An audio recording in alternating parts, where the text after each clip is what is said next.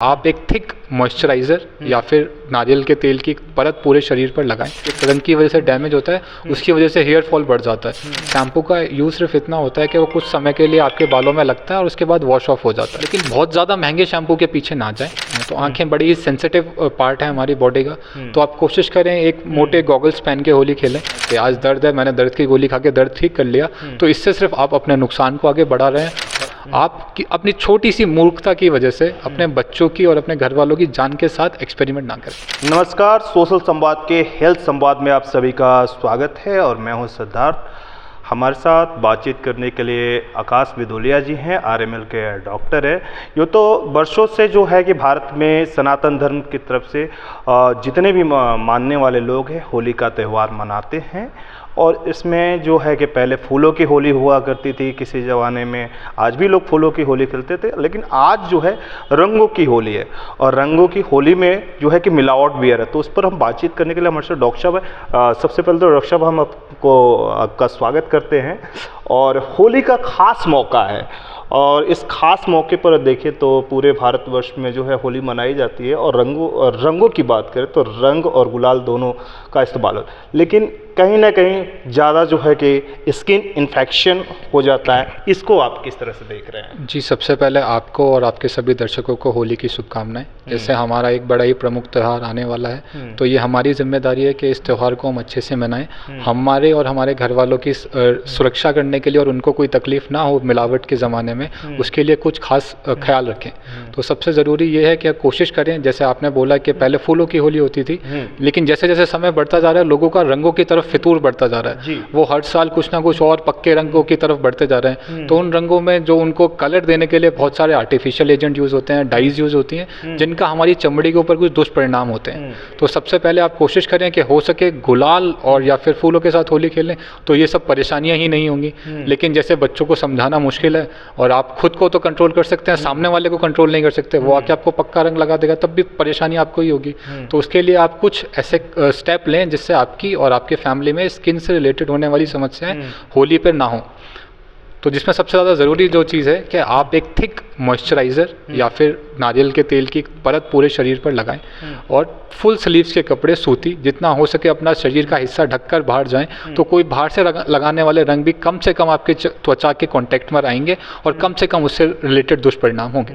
Doctor साहब, ये तो आपने स्किन्स की बता दी, बट दूसरा सवाल ये उठता है कि होली के दिन जो है कि लोग जो है कि जो बाल है सर में कलर डाल देते हैं। और इतने भयानक आजकल जो आपने देखा कि मार्केट के अंदर स्प्रे वाले जो कलर्स आ, इनको लेकर आपकी क्या राय है? जी, ये वही मैंने बोला कि जैसे जैसे लोगों का ऐसा है कि वो और ज़्यादा गाढ़े और पक्के रंगों की तरफ बढ़ते जा रहे हैं, तो उससे बाद होली के बाद होने में बालों की और स्किन की समस्याएं बहुत ज़्यादा बढ़ जाती हैं। स्पेशली होली पे जो डैमेज रंग की वजह से डैमेज होता है, उसकी वजह से हेयर फॉल बढ़ जाता है। तो आपको अपने बालों का ख्याल रखने के लिए पहले कोशिश करें कि वो कम से कम कॉन्टैक्ट पर आएँ, और फिर भी अगर कोई और डालता है तो जल्दी से जल्दी उन्हें धोने की कोशिश करें। और कोशिश करें बहुत ज़्यादा रगड़ने और छुटाने की ज़्यादा कोशिश ना करें। नॉर्मल बहते हुए पानी में सर रखें, सारे पानी और सारे रंग को बह जाने दें और एक बार शैम्पू लगाएं। ज़्यादा रगड़ने से और उसको स्क्रब करने की वजह से भी बहुत सारे बालों का डैमेज होता है और हेयर फॉल बढ़ जाता है। इस आपने शैम्पू का जिक्र किया, तो कहीं ना कहीं जो शैम्पू के अंदर भी काफ़ी सारा केमिकल यूज होता है, उससे जो है कि आज के डेट में जो है सर में भी इन्फेक्शंस होने लगे हैं। तो ये कैसे, मतलब कि किस तरह का शैम्पू का इस्तेमाल किया जाए कि आम लोगों का जो है कि होली के मौके पर स्किन इन्फेक्शन ना हो?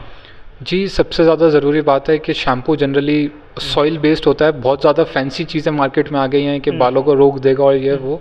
शैम्पू का यूज़ सिर्फ इतना होता है कि वो कुछ समय के लिए आपके बालों में लगता है और उसके बाद वॉश ऑफ हो जाता है। तो आप कोई भी शैम्पू यूज़ करें, बहुत सारे मार्केट में प्रोडक्ट आते हैं, मैं किसी भी एक ब्रांड को नाम लेके उसको प्रमोट नहीं करूँगा, लेकिन बहुत ज़्यादा महंगे शैम्पू के पीछे ना जाएँ। जो नॉर्मल शैम्पू अवेलेबल हैं, कुछ 1 मिनट के लिए 40 सेकंड के लिए बालों में लगाएं और वॉश ऑफ कर दें। ये ना सोचें कि शैम्पू लगाने से आपके बालों में शाइन आ जाएगी, आपके बाल बढ़ जाएंगे।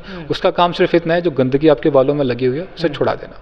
डॉक्टर साहब, एक सवाल और भी है कि होली का मौका है तो आँखों में कहीं ना गुलाल या स्प्रे वाले कलर भी कई बार जो स्प्रे बाज़ार में वो भी चले जाते हैं। इसमें क्या होता है कि जो आम जनमानस है, या तो कोई पानी डालता है या फिर उसमें कोई अनाप शनाप ड्रॉप डालता है, तो आँखों के लिए आपका क्या राय है? जी, बहुत ज़रूरी है आँखों का ख्याल रखना भी, क्योंकि जो जो हिस्सा एक्सपोज्ड है उस पर रिस्क है कि उसमें रंग लग सकता है और उसके दुष्परिणाम हो सकते हैं। तो आँखें बड़ी ही सेंसिटिव पार्ट है हमारी बॉडी का।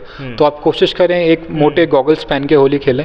उसके बाद भी ये सब प्रिकॉशन के बाद भी अगर कुछ चला जाता है तो नॉर्मल पानी से पहले आँखें धोएं, और अगर आँखें उसके बाद भी लालपन रहता है तो एक कार्बोक्सीमेथाइल सेलुलोज आई ड्रॉप्स आती हैं जो एक टीयर फिल्म बनाती हैं आँखों के ऊपर, जो आँसू नॉर्मल काम करते हैं कि प्रोटेक्टिव कवरिंग बनाते हैं एनवायरनमेंट और आँख के बीच में, वो वही आई ड्रॉप करती है। कोई भी अननेसेसरी सेल्फ मेडिकेट ना करें, क्योंकि कभी कभी रंग से ज़्यादा नुकसान आपको केमिस्ट से लेके रैंडमली डाली हुई दवाइयाँ दे देती हैं। तो उसके बाद भी अगर ठीक नहीं होता है तो आप किसी भी आँख के डॉक्टर के पास जाएं और प्रॉपर इलाज लें, खुद पे एक्सपेरिमेंट ना करें। तो साफ साफ डॉक्टर साहब ने ये बता दिया कि खुद पर कोई भी एक्सपेरिमेंट ना करे।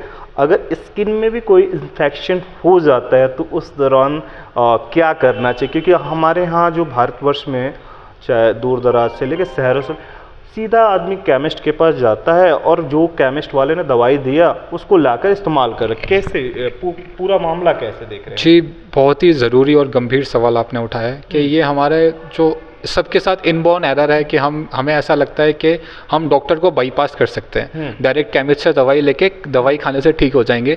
लेकिन इसमें हमारी कहीं ना कहीं जो बहुत ही बेसिक नॉलेज है वो बहुत लैक कर रही है कि जो एक्चुअल केमिस्ट का काम होता है सिर्फ इतना होता है कि जो डॉक्टर ने दवाई लिखी है वो पढ़ के सही दवाई देना। अगर केमिस्ट ही इतना सक्सेसफुल होता, इतना समझदार होता या पढ़ा लिखा होता कि दवाई दे सकता होता, तो आप खुद सोचिए वो केमिस्ट की शॉप खोल कर क्यों बैठा होता? वो अपना क्लिनिक चलाता है या फिर कहीं एज अ डॉक्टर काम करता।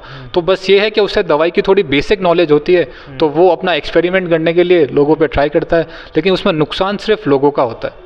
ऐसा होता है कि 10-20% में चांस है कि कोई छोटी बीमारी हो तो केमिस्ट में जैसे दर्द की गोली खा के दर्द ठीक हो जाए, लेकिन केमिस्ट कभी भी उस बीमारी की जड़ तक नहीं जा पाएगा और जड़ का इलाज नहीं कर पाएगा।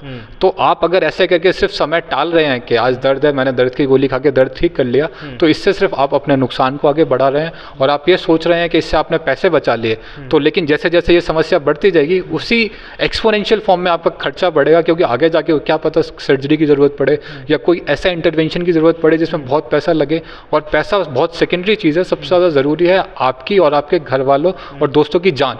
आपकी अपनी छोटी सी मूर्खता की वजह से अपने बच्चों की और अपने घर वालों की जान के साथ एक्सपेरिमेंट ना करें। एक सवाल डॉक्टर साहब और उठता है कि आजकल महिला हो या पुरुष, पार्लर का बड़ा सिस्टम चल चुका है और पार्लर के अंदर जो ब्यूटी प्रोडक्ट्स के अंदर केमिकल का इस्तेमाल होता है, उस पर एक आखिरी प्रतिक्रिया आपका मैं चाहूँगा। जी, ये भी बड़ा ही गंभीर सवाल है। ये वही है कि लोग इनसिक्योर हैं अपने लुक्स के लिए कि अपनी स्किन को, सबकी एक अंदरूनी चाहत होती है कि हम अपनी स्किन को थोड़ा ब्राइट करें, थोड़ा अच्छा लगे, सबको इम्प्रूवमेंट करने की चाहत होती है। और इसी इनसिक्योरिटी का फ़ायदा उठाते हैं ये पार्लर वाले, जो उन्हें फेक प्रोमिसेस करते हैं कि आप एक फेशियल कराइए, आप ये प्रोसीजर कराइए, उसके बाद एक्सट्रीम चेंज हो जाएगा। बट एक्चुअल फैक्ट में कभी कुछ चेंज नहीं होता, हार्डली 3 से 4% कुछ चेंज आएगा, बट नथिंग इज सस्टेनेबल। लेकिन उस 3-4% के चेंज के चक्कर में आप अपनी स्किन को हार्मफुल केमिकल के एक्सपोजर में डालते हैं, जिसकी वजह से लॉन्ग टर्म बहुत ज़्यादा साइड इफ़ेक्ट हो सकते हैं। आपकी चमड़ी डिसपिगमेंटेशन हो सकती है, चत्ते पड़ सकते हैं, लूज़ हो सकती है, बहुत सारे एक्सपेरिमेंट और बहुत सारे इन्वेजिव प्रोसीजर भी आजकल पार्लर वाले करते हैं जो आपको इन्फेक्शन दे सकते हैं जानलेवा। आप गए थे एक छोटा सा मोल रिमूव कराने के लिए, बाद में आपको टिटनेस या कोई और जानलेवा बीमारी हो सकती है, क्योंकि these are not professional enough to do this such environment. भैया उनको आप जाके करवा रहे हैं, वो आपका एक्सपेरिमेंट कर रहे हैं और फ़ायदा बना रहे हैं, उससे पार्लर वालों को तो फ़ायदा हो रहा है लेकिन आपको कहीं ना कहीं बहुत ज़्यादा नुकसान हो सकता है। बहुत बहुत शुक्रिया सर। तो अगले प्रोग्राम में हम डॉक्टर साहब से और भी चीज़ ऊपर बात करेंगे। स्किन के डॉक्टर हैं तो सबसे बड़ा सवाल ये होता है कि आप एक्सपेरिमेंट ना करें। कुछ भी होता है स्किन के अंदर या कोई भी प्रॉब्लम आती है तो या तो आप सरकारी अस्पताल में जाके अपना इलाज करा सकते हैं या कोई नज़दीकी जो डॉक्टर आपके आसपास है वहाँ जाए, ना कि केमिस्ट पर और जो कि पार्लर और इन जगहों पर जाए। तो आज के लिए इतना ही। दिल्ली से सोशल संवाद की रिपोर्ट।